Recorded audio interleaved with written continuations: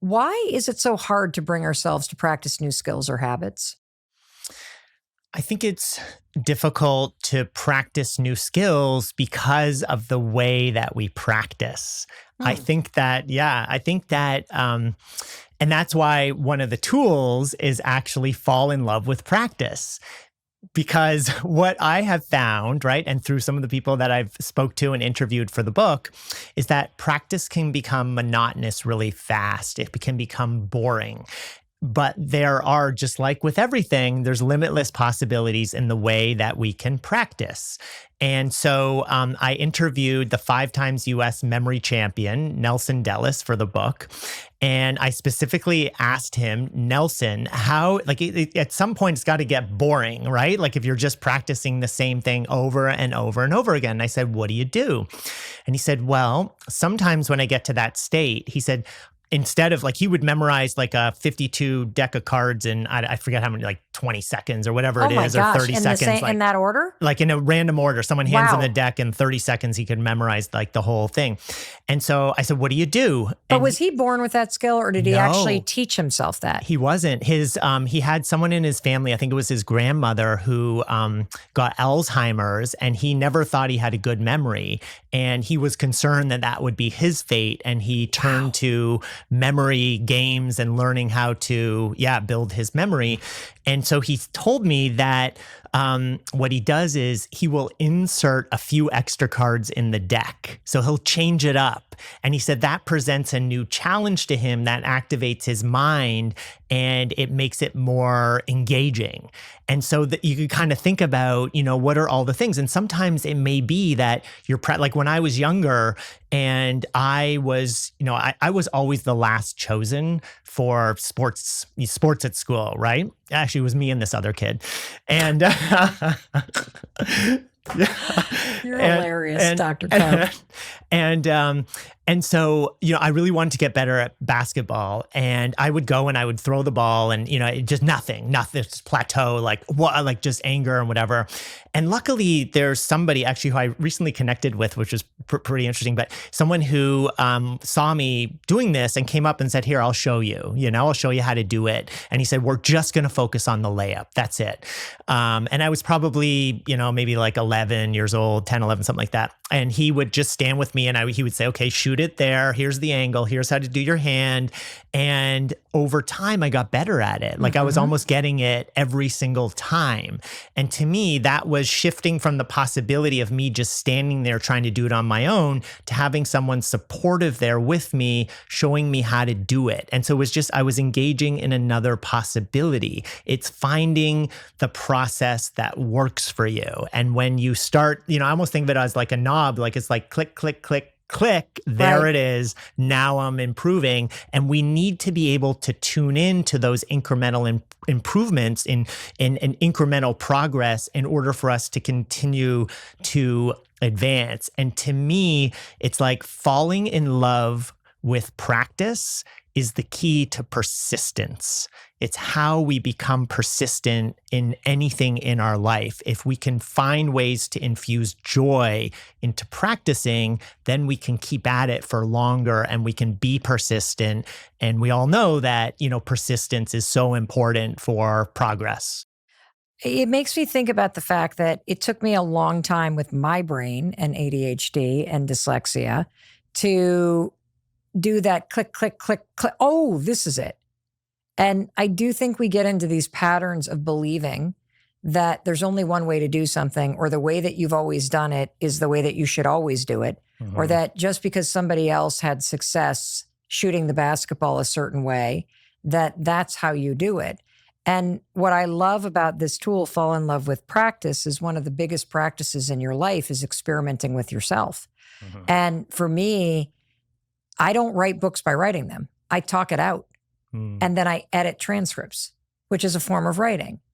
Another discovery that I've made about myself, Dr. Karp, is that I'm a reactor, both emotionally and intellectually. But I'm working on the emotional part. Yeah. What I've realized is the intellectual part is a superpower. If you ask me a series of questions, I can talk all day long. I can tap into this brain power and a decade of research in the work that I've been doing. And I can just almost go into a state where I'm speaking in tongues and I'm a human encyclopedia. If you give me a piece of paper and you ask me to like just write a full page about a topic, I can't do it. Yeah. And so this idea of fall in love with the practice and give yourself room to experiment. What you're actually practicing on is what works for you, what unlocks something in you. And that pursuit of being curious about it and practicing and stumbling into things it's true. It is what keeps you going back. Like I remember with our daughter, who's a singer-songwriter, one of her mentors out in Los Angeles said to her, because she kept going, I got to learn piano. I got to learn piano. She knows it, but she's like, most people, they write music on piano. And he's like, you have one of the best instruments on the planet.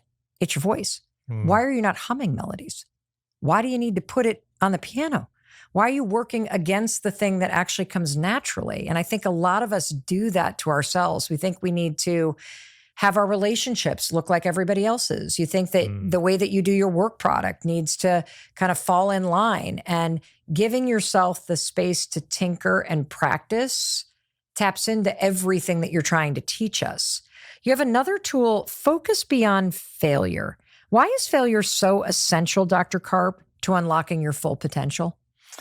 Wow, I've experienced so many setbacks, and, just nothing has ever come easy to me. And I would say, the way I would describe it really is that, let's say and they're talking about my experiences, just all of my experiences in life, really. Okay, and well, give us a big failure. Okay. Like you have a big failure. Oh, I have a lot of big failures. Okay, so for example, I applied to medical school, got rejected from all 3 schools that I applied to.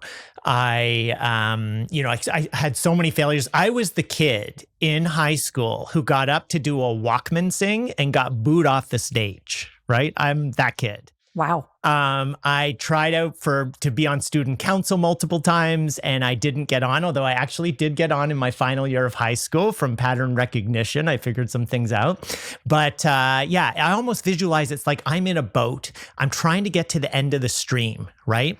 And I am bumping into every single rock along the way, every overhanging branch. And as I sort of go, kind of untangling myself, I will look down, I'll look at the rock and I'll be like, oh, that's interesting.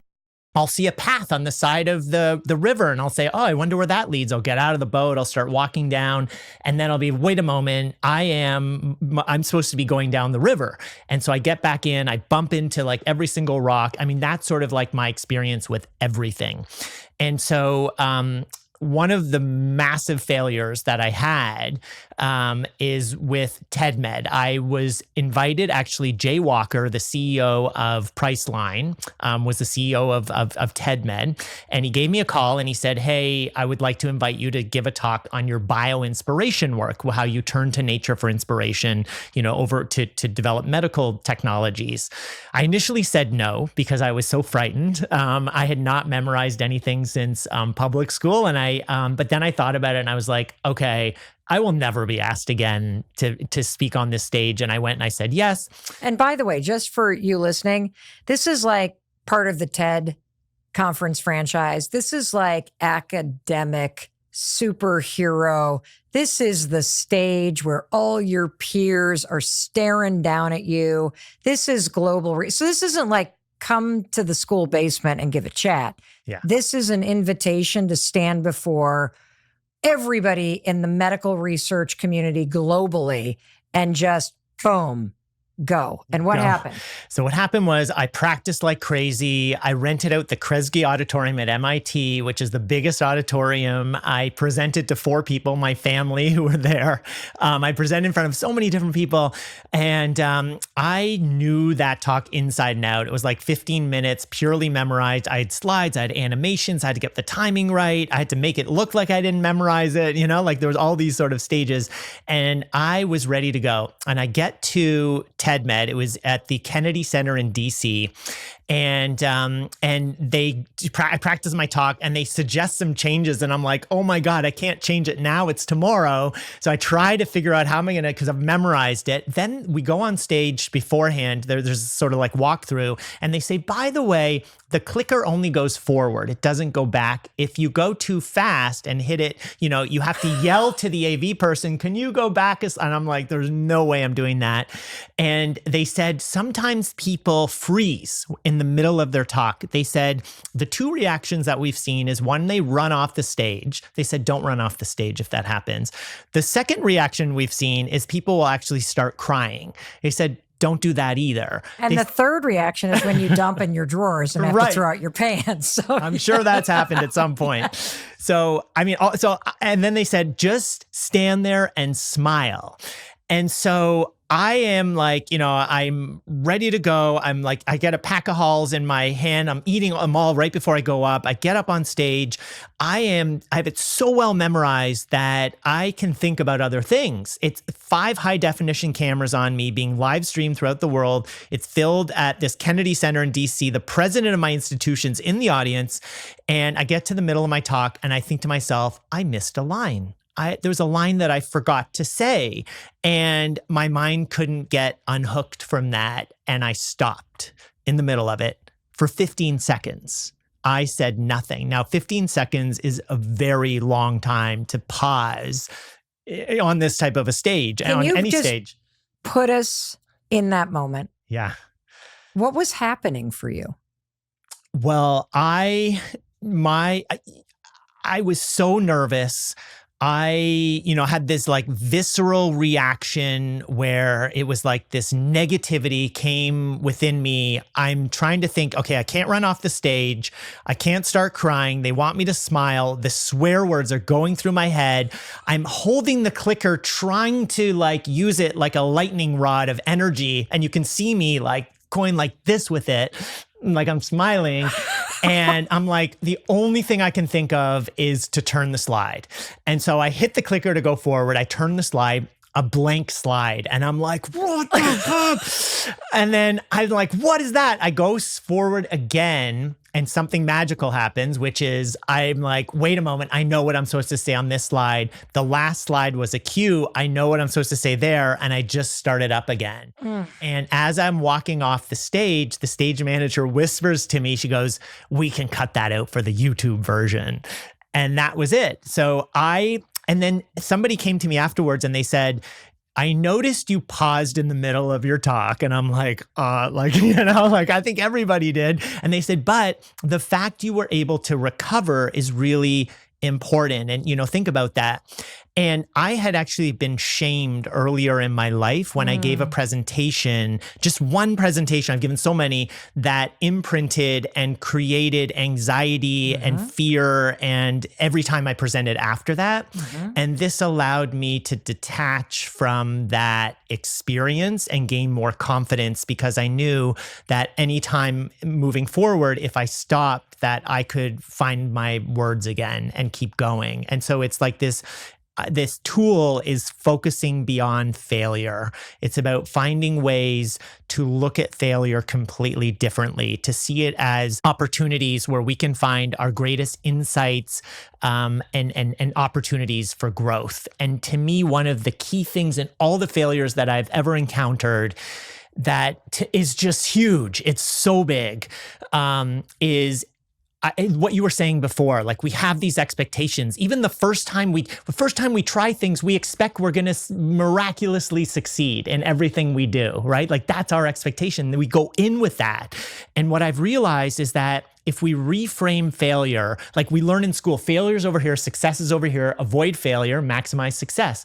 I see it as a prerequisite to success. I see failure as an opportunity to be creative, as an opportunity to explore other possibilities you didn't think of before. I see failure now as a way to learn. And that's the shift. It's so easy to get buried alive by your to-do list and to feel like you're just on autopilot and you're barely surviving, that you forget that there is an evolutionary design inside of you that you can tap into.